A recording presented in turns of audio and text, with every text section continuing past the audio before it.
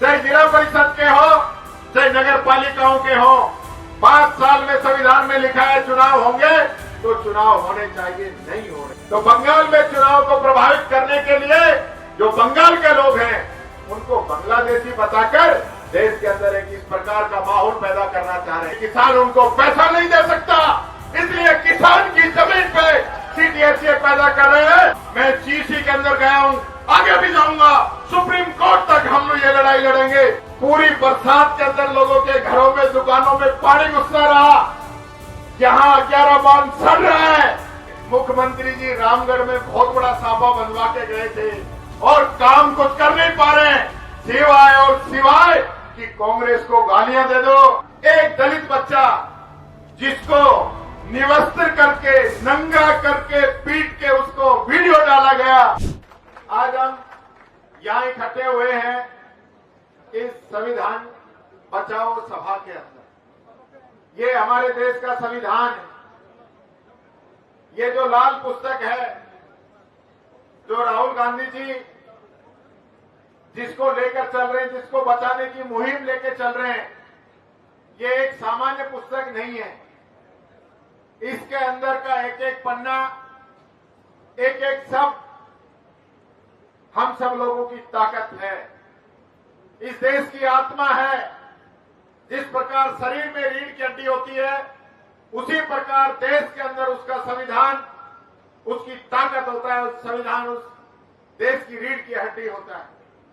लेकिन पिछले कुछ समय से साथियों हम इस चीज को देख रहे हैं कि भारतीय जनता पार्टी के नेता पहले तो चुनाव में कह रहे थे कि 400 पार लेके आएंगे, इस देश के संविधान को बदलेंगे। लेकिन उस 400 पार की हवा आप लोगों ने निकाल दी और राजस्थान के अंदर भी आदरणीय रंधावा साहब और डोटासरा साहब के नेतृत्व में 25 में से 11 मोर्चे इनके बुलाए और 11 सीटें इंडिया गठबंधन को आप लोगों ने दी। अब इनके भाषण तो बंद हो गए। संविधान को लेकर अब हमारे देश के जो अपने आप को चौकीदार कहते हैं, चौकीदारा तो कर नहीं रहा है। अब संविधान को जहां भी देखता है सीधा माथा टिकाता है। वो आप लोगों की ताकत थी जो आपने लोकसभा चुनाव के अंदर दिखाई।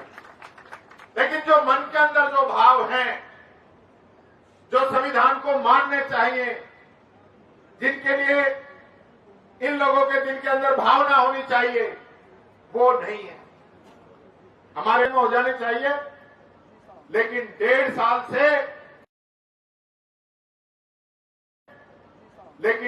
साल से जिला प्रमुख का उपचुनाव भरतपुर के अंदर नहीं हो रहा है। ये आप लोगों के सामने है। हमारे काफी सरपंच साहिबान भी यहां बैठे हैं।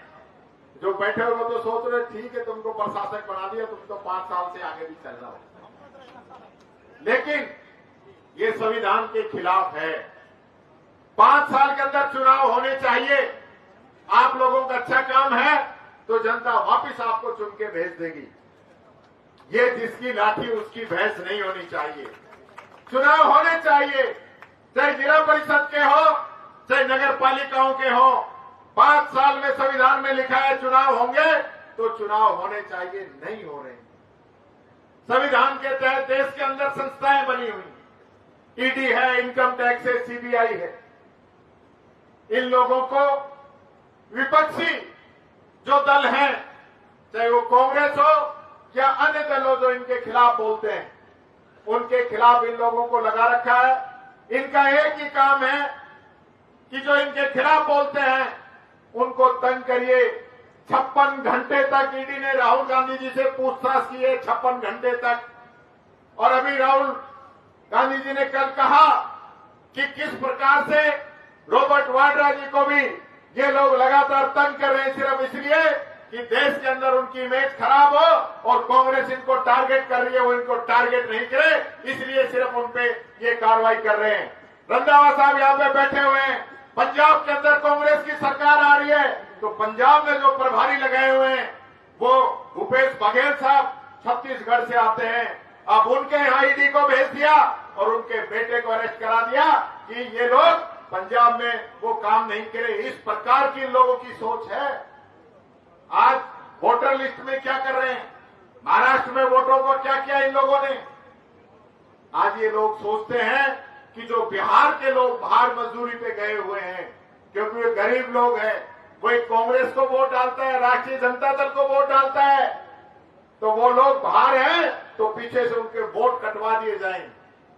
ये काम ये लोग कर रहे हैं, इसलिए ये पुनर्गठन चल रहा है। वहां बंगाल के अंदर चुनाव है, तो बंगाल में चुनाव को प्रभावित करने के लिए जो बंगाल के लोग हैं उनको बांग्लादेशी बताकर देश के अंदर एक इस प्रकार का माहौल पैदा करना चाह रहे हैं। हमारे यहां अलवर में बंगाल के लोग काम कर रहे हैं, हमारे यहां पे अलवर के अंदर, लेकिन सिर्फ ये एक मैसेज देने के लिए कि बांग्लादेशी राजस्थान में रह रहे हैं, इनके वोट काटिए। ये सिर्फ सत्ता पाने का काम कर रहे हैं। मैं यहां एक बात कहना चाहूंगा, यहां पे हमारे सरिस्का है रंधावा साहब, जिस सरिस्का को आबाद करने का काम सरदार मनमोहन सिंह जी ने किया, हमारी पूर्ववर्ती सरकार अशोक गहलोत साहब ने किया। जब सरिस्का के अंदर एक टाइगर नहीं बचा, सारे टाइगर शिकारी मार के खा गए, उसके बाद यहां पे टाइगर प्रोजेक्ट शुरू किया गया, और जब यहां पे 3 टाइगर सरू के अंदर लेके आए, आज वो टाइगर यहां पे 48 की संख्या में पहुंच चुके हैं, 48 की संख्या में। लेकिन आज बड़े दुख के साथ मुझे कहना पड़ रहा है कि हमारे अलवर के दोनों जनप्रतिनिधि, एक राजस्थान के अंदर मंत्री है, एक भारत सरकार के अंदर मंत्री है, और दोनों वन और पर्यावरण के मंत्री हैं। आज इन दोनों के होते हुए टाइगर का जो सीटीएच है, क्रिटिकल टाइगर हैबिटेट, उसको चेंज करने का काम किया जा रहा है। जहां टाइगर रहता है, जिसके लिए भारत की सबसे बड़ी एजेंसी जिसका सर्वे करके गई थी और उन्होंने वो सीटीएच बनाया था, आज उस सीटीएच को करोड़ों रुपए के आरोप खुद जो कभी भारतीय जनता पार्टी के विधायक रहे हैं वो लोग इन पे लगा रहे हैं कि 500 करोड़ रुपए का इसके अंदर भ्रष्टाचार हुआ है। और ये लोग उन माइंस माफियाओं को फायदा देने के लिए जो टाइगर हैबिटेट जो माइंस के पास है उसको शिफ्ट करके और दूसरी जगह कर रहे हैं, जहां आम किसान की जमीन है उसको सीटीएस के अंदर कर रहे हैं, क्योंकि किसान उनको पैसा नहीं दे सकता, इसलिए किसान की जमीन पे सीटीएस ये पैदा कर रहे हैं। और जहां टाइगर रहता है, आज भी जहां 9 टाइगर और 17 टाइगर के बच्चे जिस इलाके के अंदर रहते हैं, उसको ये माइंस खोल के ताकि वहां पे फिर माफिया राज करे और इन लोगों की बंदियां चले, ये लोग काम करना चाह रहे हैं। मैं कहना चाहूंगा रंधावा साहब, हम चाहते हैं हमारी इस आवाज को आप लोकसभा के अंदर उठाए। कांग्रेस पार्टी इस बात को उठा रही है, आप भी उठाए। और मैं आपको विश्वास दिलाता हूं, एक एक कांग्रेस का व्यक्ति पूरे जिले के अंदर, एक एक गांव, एक एक ढाड़ी ढाड़ी के अंदर जाके हम अलग जगाएंगे कि किस प्रकार से भ्रष्टाचार किया जा रहा है। ये आम आदमी नहीं है, ये झोपड़पट्टी के लोग नहीं है कि आज इनकी झोपड़ी यहां से हटा दो और कह दो कि ये झोपड़ी तुम्हारी शिफ्ट कर दी है, आज स्कीम नंबर 2 से आपका पता बदल के स्कीम नंबर 10 कर दिया है। ये नहीं हो सकता। ये टाइगर है, जंगल का राजा है, जहां रहता है वही रहेगा। इंसान की तरह जो ट्रीट कर रहे हैं ये चलने वाला नहीं है। बात मैं कहना चाहूंगा, मैं सीसी के अंदर गया हूं, आगे भी जाऊंगा, सुप्रीम कोर्ट तक हम लोग ये लड़ाई लड़ेंगे, पूरी कांग्रेस पार्टी ये लड़ाई लड़ेगी। और जो भ्रष्टाचारी लोग हैं, जो खनन माफियाओं से मिलकर घर को भरने का काम कर रहे हैं, अलवर के लिए जो नहीं सोच रहे हैं, मैं आप एक बात आपसे कहना चाहूंगा। आज हमारा बहरोड, हमारा भिवाड़ी, हमारा तिजारा, टप्पूगढ़ा जो इंडस्ट्रियल एरिया था, वो पूरा तो हमारे अलग और ये सिलीसेड है। इस सरिस्का से पूरा अलवर जिला और राजस्थान के लोग कमा के खा सकते हैं। हमारा गुजारा इसी से होगा, अलवर की इनकम इसी से होगी, और ये लोग उस इनकम को खत्म करना चाहते हैं। मैं आप लोगों से अपील करना चाहूंगा साथियों कि आज ये तय करके जाएं, गांव गांव ढाणी ढाणी अलग जगाएंगे और भ्रष्टाचारियों को उनके मंसूबे के अंदर कभी कामयाब नहीं होने देंगे। ये विश्वास मैं आपसे चाहता हूं। अगर आप मेरे पक्ष में हैं तो दोनों हाथ उठा के ताली बजा के मेरा समर्थन करो और इन भ्रष्टाचारियों को अलवर का सीटीएस नहीं बदलने देंगे। ये मैं अनुरोध आप सब लोगों से करना चाहूंगा।